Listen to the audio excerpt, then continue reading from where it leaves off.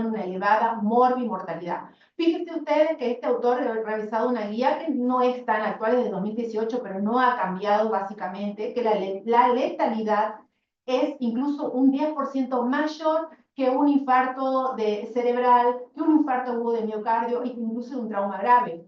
Y aumenta mucho más al 40% cuando se trata ya de un choque séptico. En la siguiente les voy a mostrar que el diagnóstico es clínico. ¿Puedes pasar a la siguiente? El diagnóstico clínico, no, la cual. El diagnóstico clínico, fíjense que abarca muchas cosas. Puede tener fiebre el paciente, pero también puede ser una temperatura normal o también puede ser hipotermia. Hay alteraciones neurológicas. Es un paciente que llega con desorientación, con alteración del estado de la conciencia, con un síndrome confusional o a veces en coma. Trastornos musculares, por ejemplo, las mialgias. Endocrino-metabólicas, pacientes con acidosis metabólica, alteraciones de catabolismo de las proteínas, con hipoalbuminemia, hiper o hiperglucemia. No necesariamente tienen que ser diabéticos para tener las alteraciones de las glucemias. Y también alteraciones de la glándula tiroidea. Muchas veces se manifiestan con lo que se conoce como un síndrome de T3 bajo. Por eso les puse ahí manifestaciones tiroideas. Lo otro son las manifestaciones cardiovasculares, pacientes con taquicardia, que tienen, puede ser dolor precordial, pueden manifestar un síntoma de, de aumento de gasto cardíaco, como justamente la taquicardia, alteraciones incluso que simulen un infarto agudo del miocardio. Si tenemos la oportunidad de hacer un electrocardiograma, podemos notar arritmias cardíacas, alteraciones hematológicas, tanto los glóbulos blancos como las plaquetas. Por ejemplo, en los glóbulos blancos, sabemos que infección es sinónimo de leucocitosis, pero no siempre va a ser así. También puede haber leucopenia. Las plaquetas, en infección muchas veces, y lo dicen los libros, puede haber plaquetosis o trombocitosis, pero también puede haber plaquetopenia. Y esa plaquetopenia va a estar acompañada de un síndrome de una coagulación intravascular diseminada, manifestándose con hemorragias.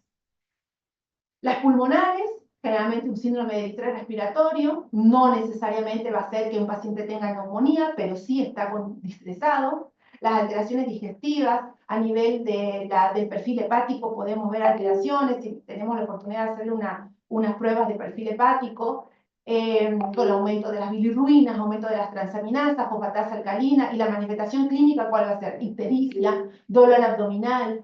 Manifestaciones cutáneas, hipoperfusión a nivel periférico, livideces, necrosis, las alteraciones renales por manifestaciones como oliguria, aumento de la elevación de los azoados. Luego tenemos el diagnóstico analítico, ahí donde vamos a pedir todo lo que es la batería del gabinete, biomarcadores. Obviamente que yo sé que ustedes están en un hospital de primer, segundo nivel, no van a tener a la mano una PCR, procalcitonina, lactato, pero sí un hemograma ya nos puede dar una idea. Las alteraciones hepáticas, como les mencionaba hace un momento, las alteraciones renales, las alteraciones incluso de la coagulación.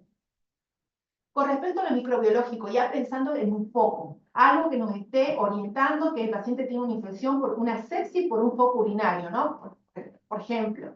Entonces, en ese caso, pedir un cultivo. El cultivo de la orina, si pensamos que el paciente está cursando una bacteremia, cultivo de sangre, ver presencia, antecedentes de catéter. Este paciente viene con una sonda urinaria permanente de hace mucho tiempo, que está haciendo hemodiálisis, está con un catéter doble lumen para las hemodiálisis hace 2, 3 meses. Es decir, siempre hay algo que nos va a guiar para poder nosotros orientarlo y pedir ese cultivo. No es que vamos a pedir cultivos porque sí. Últimamente se escucha mucho que dice, vamos a hacer un policultivo o cultivamos todo, ¿no? Y no es así. Uno tiene que más o menos encaminarse, porque no se olviden que son todos reactivos que nos da el seguro. Si hacemos mal uso de esos reactivos, y bueno, nos vamos a quedar después con material para trabajar. Todo lo que vean material purulento, un absceso, todo eso se estudia. Y finalmente las imágenes. Si tenemos la oportunidad de una radiografía de tórax que nos va a dar una idea de qué está sucediendo con esos pulmones, una ecografía abdominal, un ecocardiograma, de repente estamos pensando que hay un problema a nivel de mediastino, por ejemplo, nos va a avisar, o de derrame pericárdico, pedir una tomografía de tórax, una tomografía de abdomen, una pantomografía, que últimamente también, a veces nuestros pacientes vienen con una serie de dificultades que nosotros nos creamos para a la hora de diagnosticar, y decimos, bueno, pantomografía. Finalmente, a la hora de hablar de tratamiento, ¿qué hacemos? La 6, por favor. A la hora de hablar de tratamiento.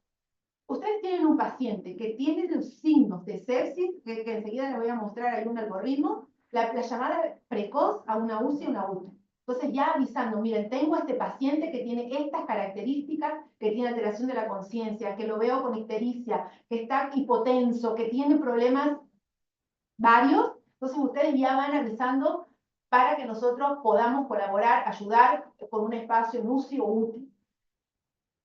Previamente, ustedes ya administrando oxígeno, este paciente tiene que tener un objetivo de saturación mayor al 90%. Entonces, la monitorización de la saturación periférica de oxígeno es fundamental. ¿Cómo? Le administramos cánula nasal, una mascarilla con reservorio, la medición de los signos vitales, la fluidoterapia, con una bránula 14, 16 y los cristaloides. De preferencia, Ringer lactato, si tienen a la mano, pero cualquier suero menos solución dextrosa, ¿no? Cuando digo cualquier suero, pero me refiero a los que son hiperosmolares, no vamos a administrar soluciones hiposmolares. Entonces, cristaloides, solución fisiológica, un Ringer lactato, puede servir un Ringer normal, pero no es tan hiperosmolar como lo que les estoy mencionando. El objetivo es tener una presión arterial media entre 70 y 90 milímetros de mercurio. Ustedes fíjense que no estoy diciendo una sistólica por arriba de, digo presión arterial media. Entonces, los primeros 30 minutos administrémosle entre 500 y 1000 ml, lo que decimos una carga, ¿no? Lo que se pueda, puede ser a chorros, siempre y cuando nos permitan las venas periféricas. Y después pasamos a una infusión. En bolos podemos administrar entre 250 y 500 cada 30 minutos, pero la dosis es de 20 a 30 ml por kilo. Porque también tenemos que pensar que este paciente puede ser de un adulto mayor que tiene patologías cardíacas, no le podemos dar mucho volumen en poco tiempo porque vamos a transformar una sepsis en una insuficiencia cardíaca.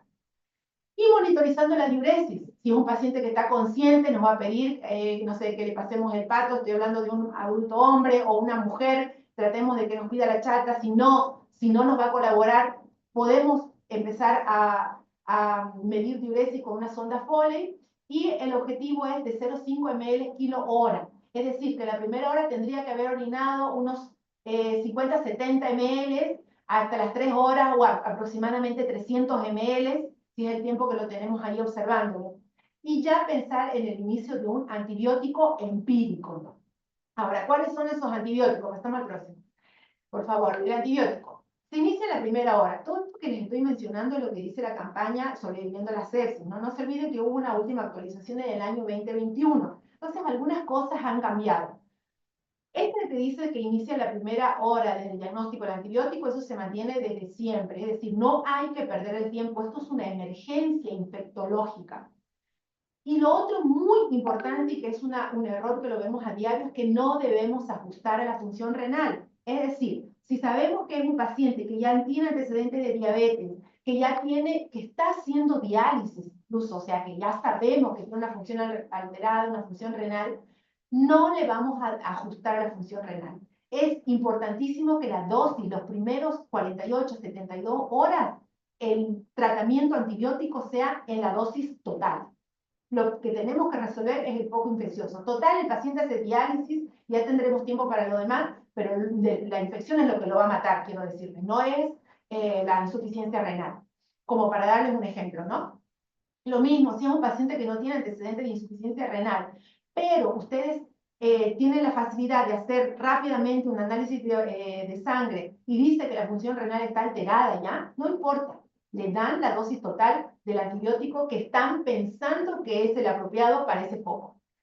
Siempre pensar en gérmenes multiresistentes cuando hay un aislamiento previo, es decir, si he tenido infección urinaria hace un mes, el año pasado he estado con 3 infecciones urinarias, ya debe tratarse de infecciones por gérmenes multiresistentes. Cuando son pacientes que se automedican con antibióticos, dice, sí, he estado haciendo un tratamiento ambulatorio, que he estado tomando tal y tal. cuando son infecciones adquiridas en la comunidad, pero que también están asociadas a cuidados sanitarios. Es un paciente que de repente tenía, no sé, familiares internados en algún lugar, iban, los visitaban. Entonces puede ser que haya adquirido una infección en esta ayuda o en esta visita que hacía a otros centros, que tenga portador de catéteres, sondas Foley prolongados, que tengan prótesis, que tengan, estoy hablando de prótesis, por ejemplo, algo de traumatológico, dispositivos intravasculares, como les decía, un catéter doble lumen, que sean pacientes inmunosuprimidos, aquellos pacientes con artritis reumatoidea, con lupus eritematoso, que toman corticoides de larga data, o pacientes oncológicos, ¿no? Entonces aquí les quiero mostrar en la próxima diapositiva un algoritmo donde ¿dónde es la parte que ustedes tienen que actuar? Y es en donde, si ustedes ya tienen detectado o pensado o, ¿ya lo puso? Eso. Si ya tienen la sospecha de la infección,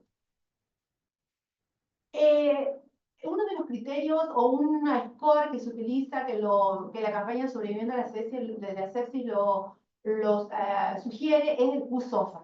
Es muy rápido de aplicar. Entonces, un paciente con alteración de la conciencia, es decir, un gramo menor a 3, que tenga una presión arterial sistólica menor o igual a 100 y con taquipnea, una frecuencia respiratoria mayor o igual a 21 respiraciones por minuto, ahí le tienen que activar lo que se conoce como el código sepsis. Entonces, ahí es donde yo les dije hace un rato, empiecen a llamar, tengo un paciente en tal hospital que tengo varios criterios para pensar en sepsis, necesito apoyo con UCI, con UTI.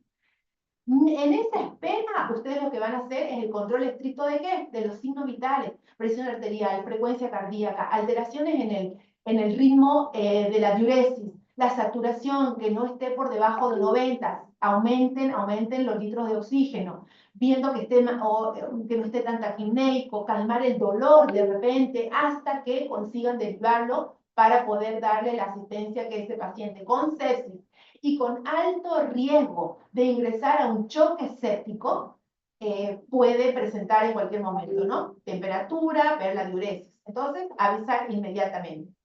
Quiero compartir con ustedes en las otras dos diapositivas unos scores. Están, ahí nomás un ratito. Este se llama ProAnet. No, vuelva atrás, por favor, para que se vean. No, atrás, ahí, uno más, y ahí lo dejo. No, no. Por ahí, la 9. Ahí, no sé por qué. No sé por qué no se ve el de atrás. Debería verse el de atrás. Ahí. Fíjense, ese ProAnet es una aplicación que está en los dispositivos móviles, en un celular, es gratuito, descárguenlo. Está hecho por expertos, está incluida la Sociedad Argentina de Infectología.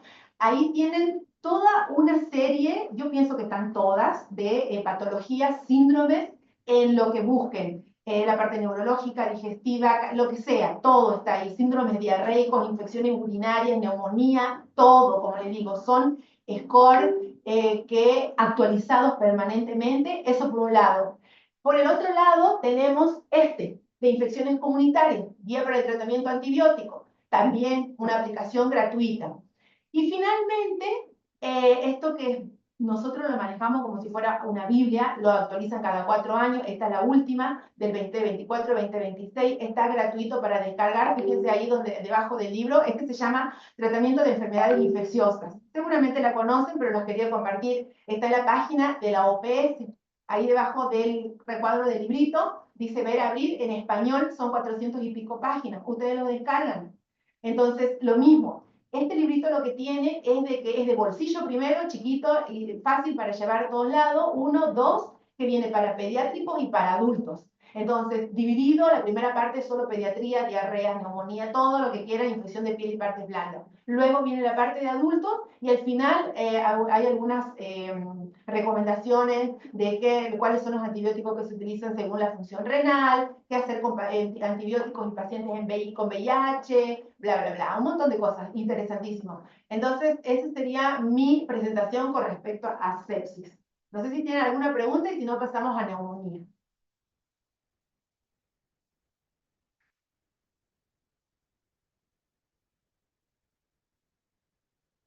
Doctores, ¿alguna pregunta para la doctora Candelaria? ¿Alguna duda?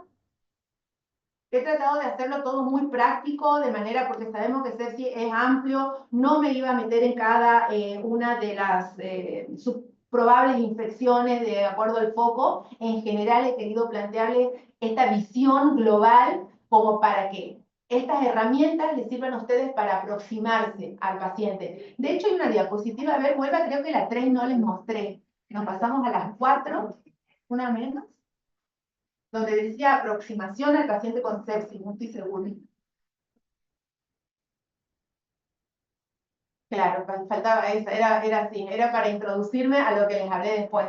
La aproximación al paciente de cualquier patología, pero estamos hablando de sepsis, es esto, ¿no? Es una suma de síntomas, signos y laboratorio. Fíjense que uno va, a medida que va llenando ese vaso o ese círculo que está ahí representando, uno va teniendo más herramientas como para poder resolver la situación clínica de este paciente, sin olvidarnos de que sepsis es algo grave, una emergencia infectológica, que cuanto más perdamos el tiempo, más rápido ese paciente va a ingresar en un choque séptico y se nos muere.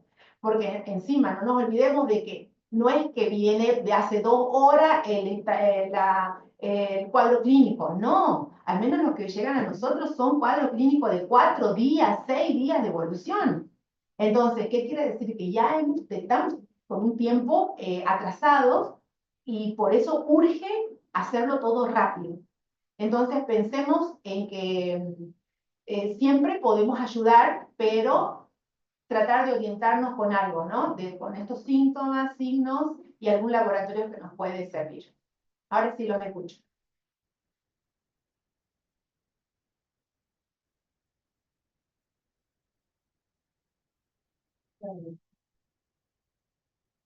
Empecemos a neumonía. Pasaremos a neumonía. Igual si hay otra pregunta, neumonía, no hay problema, ahí lo podemos hablar también.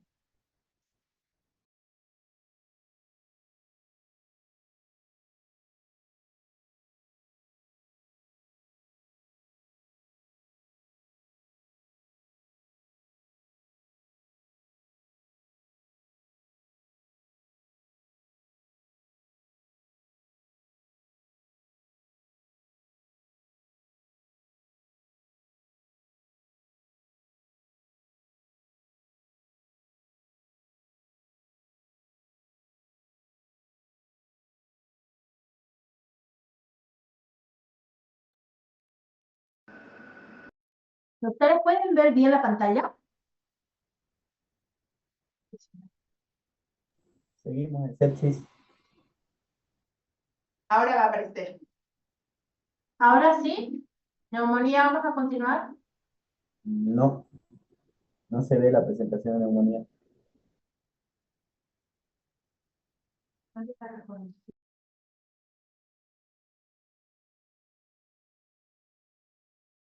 Recording stopped.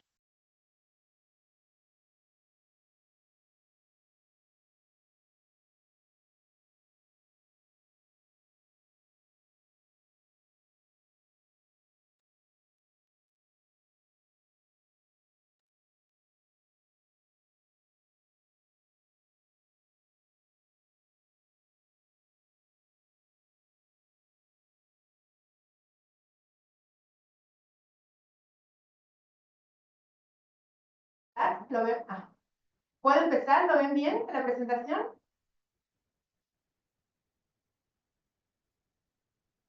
Hola. ¿Se puede ver Se bien sigue la pantalla? viendo la anterior. Pero tenemos que a ver, una más. Hay una que está bien.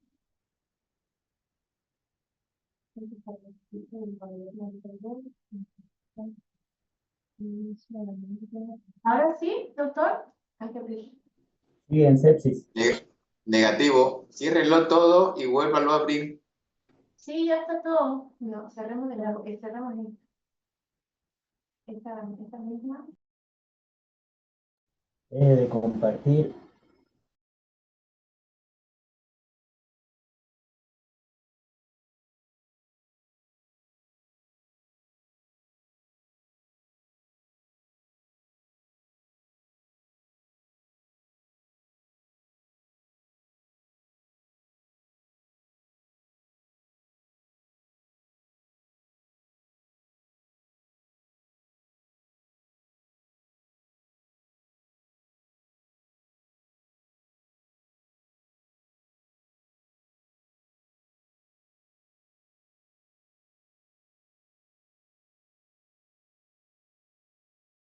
Recording in progress. Ahora sí, ¿se puede ver? Ahora sí. Ahora sí. Perfecto. Sí, doctora, muchas gracias. Mil disculpas, a veces la tecnología nos juega una mala pasada. Bueno, lo que les quiero mencionar con respecto a neumonía es, sí está dentro del grupo de las enfermedades infecciosas más frecuentes por las que acuden los pacientes a los hospitales. Nos vamos a enfocar solo en la neumonía adquirida en la comunidad. Sabemos que hay muchas clases de neumonías, ¿no? Las neumonías intrahospitalarias, las asociadas a la ventilación mecánica, las asociadas a la parte cuando están los pacientes que están, lo que les mencionaba hace un rato, ¿no? Que son pacientes que acuden a centros de salud y son neumonías adquiridas en la comunidad, pero asociadas a los cuidados de la salud. En este caso, es una neumonía adquirida en la comunidad, que ahora les voy a comentar a propósito de una radiografía. Fíjense que esa radiografía que les voy a compartir es de una neumonía típica, es decir, vemos el foco de condensación, no hay donde perderse, pero no siempre se van a presentar así, lamentablemente. Últimamente vemos más neumonías atípicas, adquiridas en la comunidad, pero atípicas, que no se puede ver así como nos gustaría. Es una neumonía y le damos el tratamiento y todo ok. No es así. Entonces, quiero mencionar lo siguiente un poco continuando con la tercera, la fisiopatología. La causa más infecciosa y el 10% de todas las neumonías que acuden a un centro de salud, sobre el 10% son hospitalizados. Entonces, recordamos que hay diferentes patógenos que van a comprometer el tracto respiratorio inferior, porque al final de eso se trata, ¿no? Del tracto respiratorio inferior en el compromiso. ¿Qué provocan estos patógenos? Una respuesta inflamatoria a nivel de esos alveolos, lo que provocan los signos y síntomas de la neumonía.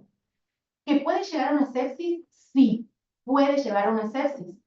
Y eso se va a traducir en un síndrome de dificultad respiratoria aguda y probablemente la muerte. Últimamente, aquí en el hospital japonés lo que tenemos es que los pacientes con neumonía adquirida en la comunidad, que ya no son patógenos de los clásicos, ¿no? Estamos hablando de, ahora les voy a mencionar cuáles son los ejemplos, pero un estreptococo neumonía, por ejemplo, un hemófilo influenza, que lo podríamos tratar en forma ambulatoria, pueden llegar a un síndrome de dificultad respiratoria aguda y provocar la muerte. Esto por muchos factores que enseguida lo podemos mencionar. Entonces, en la patogenia, pasando de la diapositiva, fíjense la patogénesis. Como le mencionaba, para hablar de neumonía tenemos que estar seguros de que los signos y síntomas son los que afectan el alveolo. ¿Por qué? Porque también tenemos supradiagnósticos de neumonía. Son las que afectan el tracto respiratorio superior, no son neumonía. Es decir, solo porque el paciente tenga tos y fiebre no vamos a catalogarlo de neumonía. Entonces tenemos que estar seguros y para eso hay que hacer semiología. Hay que hacer auscultación, palpación, percusión. Algo que se han olvidado, yo les voy a mencionar acá, voy a parar un ratito, lo que se han olvidado de un tiempo a esta parte es hacer el análisis, la evaluación de las vibraciones vocales. Y analizando vibraciones vocales tenemos un montón de información. Ya eso nos va a decir, es una neumonía. Entonces, tengamos en cuenta ese detalle para que no perdamos el foco y no tengamos que hacer un tratamiento que a veces va a ser inservible, que vamos a perjudicar al paciente y le vamos a generar gastos al Estado. Los factores de riesgo para que una infección de las vías aéreas se transforme en una neumonía tiene que, por un lado, en la edad, pacientes mayores de 65 años, el adulto mayor, que tenga antecedentes de tabaquismo, que tenga antecedentes de asma bronquial o de una enfermedad pulmonar obstructiva crónica, una bronquitis crónica. El estado de la salud bucal, miren, este es otro tema tan importante. De un tiempo a esta parte nos hemos olvidado de revisar la boca. Y revisando la boca del paciente nos da también un montón de informaciones. Aquel paciente que tenga falta de pieza dentaria, que tenga caries, el edentulismo, es lo mismo de falta de pieza dentaria, pero quería mencionarlo. Hoy ya sabemos que muy probablemente va a tener una neumonía si tiene los signos y síntomas. El mal estado nutricional, inmunosupresión. Exposiciones ambientales, es decir, no sé, asbesto, de repente vienen trabajando de la mina, o algo que pudiera hacernos sospechar de una probable neumonía. Entonces, ¿cuál es la etiología? Fíjense que acá lo puse muy resumido, pero esto es un tema igual y mucho más largo. Tenemos que pensar que hay neumonía adquirida en la comunidad grave, es decir, aquellos pacientes que van a necesitar UCI o UTI, y cuáles son las bacterias más frecuentemente asociadas a esta neumonía adquirida en la comunidad grave. El estreptococo neumonía o el neumococo está dentro del grupo, el estafilococo aureus también, las enterobacterias y también la legionela. Mientras que la neumonía adquirida en la comunidad de pacientes ambulatorios, y aquí estamos hablando de los jóvenes, van a ser la mayoría infecciones virales. Quiero decirles, es una neumonía adquirida en la comunidad, pero por virus. Y aquí también entran las atípicas. Las atípicas no es lo que dijimos anteriormente, que es el estreptococo, el estafilococo, no. Las atípicas estamos hablando de la clamidia, estamos hablando de los virus. Los virus forman parte de las bacterias, de las neumonías atípicas. Entonces, son esos pacientes los que nosotros estamos indicándoles tratamiento antibiótico. Fíjense que ahí ya estamos estamos cometiendo errores a la hora de administrar el tratamiento. También forman parte de la neumonía adquirida en la comunidad la tuberculosis. Por eso es lo que les mencionaba hace un ratito, todo lo que tiene que ver con el ambiente. Preguntar siempre, ¿dónde está viviendo? ¿Está viviendo hacinado? ¿En qué trabaja? Generalmente, y no por encasillarlos, pero quiero decirles, si son la gente que trabaja como albañil, ¿no? Sabemos que por su trabajo no se alimentan bien, no consumen agua, tienen un estado de la boca muy deteriorado, viven hacinados, están desnutridos, tienen todas las características para sospechar tuberculosis, pero no les pedimos una vaciloscopía. Ah, sí, tome tal medicamento porque está con tuberculosis. Digo, está con una neumonía y nos olvidamos del resto. El otro tema es la micosis. Últimamente aumentó mucho la cantidad de pacientes con hongos en los pulmones. Ahora mismo tenemos una paciente que no es inmunodeprimida, pero tiene mucormicosis y tiene aspergilosis. Las dos enfermedades en esa persona. La tenemos internada actualmente, paciente del doctor Castellón, que lo deben conocer. Y lo otro es la neumocitis giroesi, que sabemos que esta patología está muy asociada a la VIH, pero está apareciendo y cada vez más. Entonces, de la próxima les quiero hablar de la aproximación diagnóstica. Fíjense ustedes que son signos y síntomas inespecíficos. Todo lo que acá les voy a mencionar no es que sea patognomónico de una tuberculosis, de una neumonía adquirida en la comunidad, pero dos o más de estos signos, que tenga fiebre, o fiebre mayor a 38 o menor a 36, hipotermia. Que tenga un recuento de glóbulos blancos mayor a 4.000 mayor a 10.000 o menor a 4.000. Leucocitosis o leucopenia. Básicamente les estoy hablando acá de los signos de sepsis también. O que tenga síntomas de una tos nueva o que viene hace tiempo pero que aumentó, disnea, junto con hallazgo radiográfico, la densidad del espacio, lo que aumenta. Hace un rato les mencionaba, en la foto les puse ahí una imagen de condensación, pero nada de esto tiene alta sensibilidad. Al contrario, está descrito que tiene baja sensibilidad y baja especificidad para tuberculosis, porque incluso algunos datos radiográficos pueden ser, por ejemplo, de una edema agudo de pulmón, puede ser de una enfermedad intersticial asociado al lupus, por ejemplo.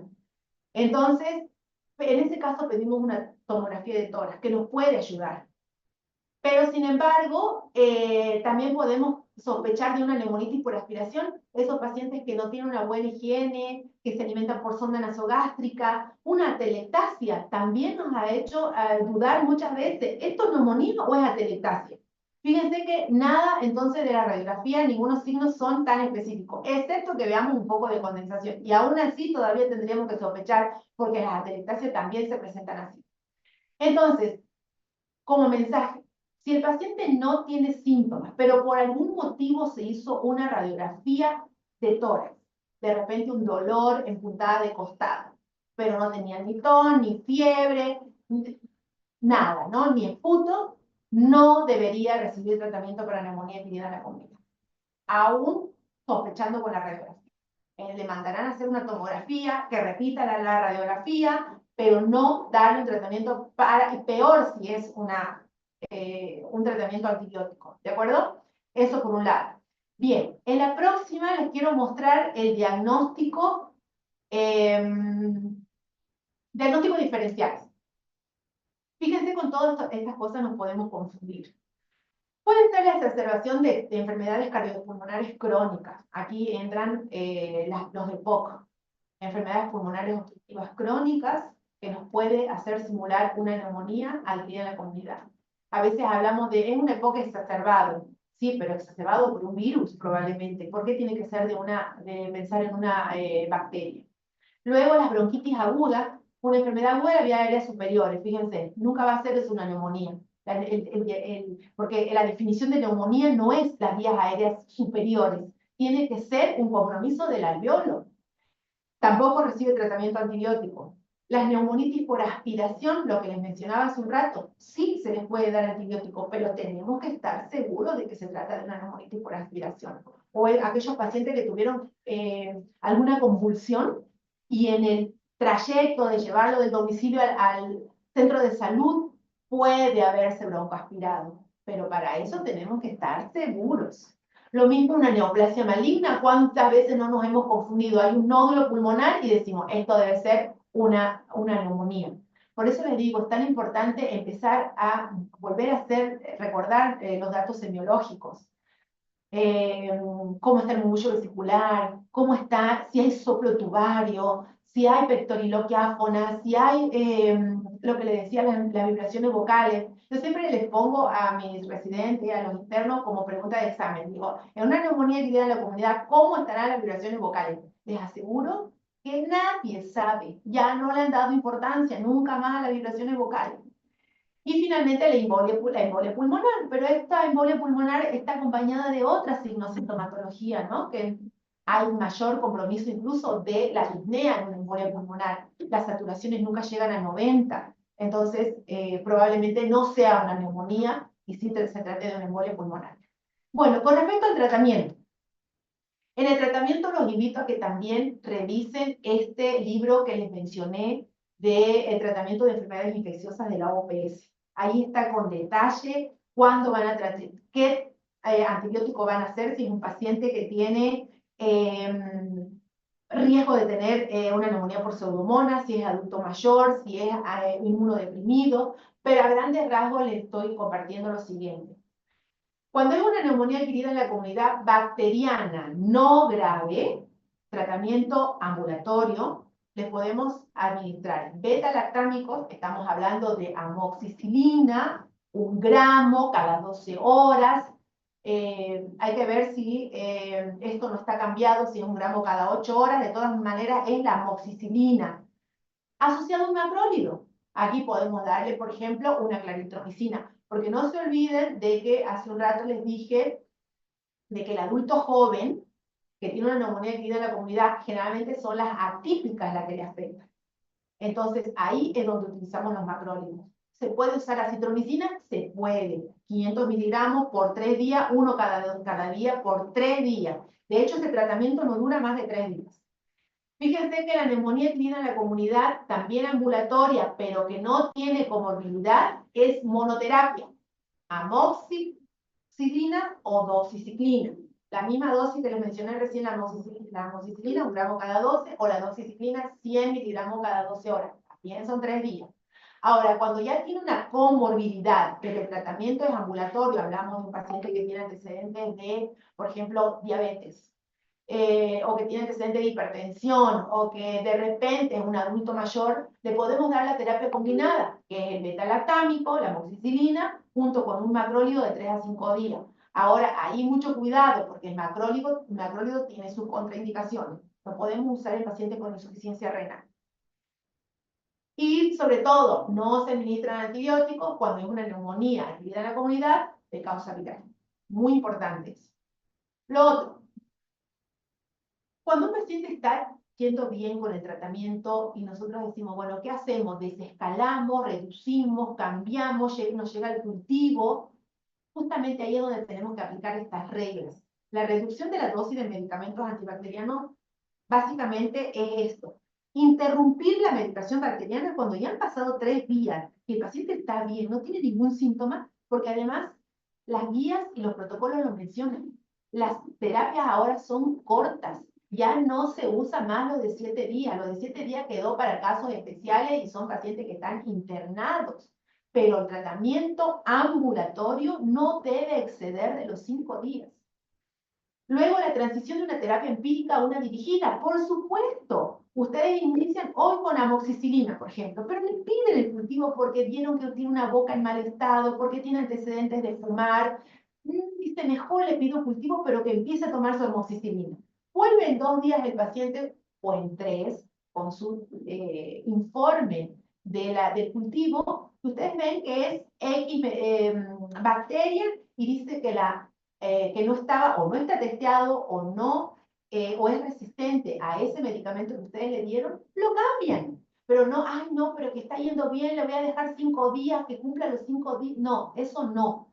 Tienen que cambiarlo si ustedes ven que amerita, porque cada caso, ustedes son, o el médico que está atendiendo, es el único que puede resolverlo. Yo no les puedo decir de acá, pero si tengo este paciente que está tal y cual, ¿le puedo cambiar o no? Una cosa, o sea, cada paciente, quiero decirles, es un mundo. Lo mismo con la reducción del espectro de la terapia. Si el paciente viene con el cultivo y dice que es una bacteria y que es sensible a la amoxicilina, ¿para qué seguir dándole el macrólido? Directamente lo sacan. Nada de que no, pero que cumpla los 5 días. No, eso ya está demostrado que no sirve para nada. Y finalmente, si lo tienen internado con una terapia intravenosa y el cultivo o la clínica, paciente sin fiebre, sin leucocitosis, alimentándose bien por vía oral, no tiene vómitos, está yendo bien, pasen rápidamente a la vía oral. Quiero decirles, si he estado con el paciente con ceftriaxona, por ejemplo, la amoxicilina, vía oral, los 2 últimos días que le queda de tratamiento, o lo mandan a la casa con la amoxicilina, ya no lo tienen internado. Y para cerrar esto es un gráfico que lo encontré en internet, me pareció muy interesante como para tenerlo en la mente.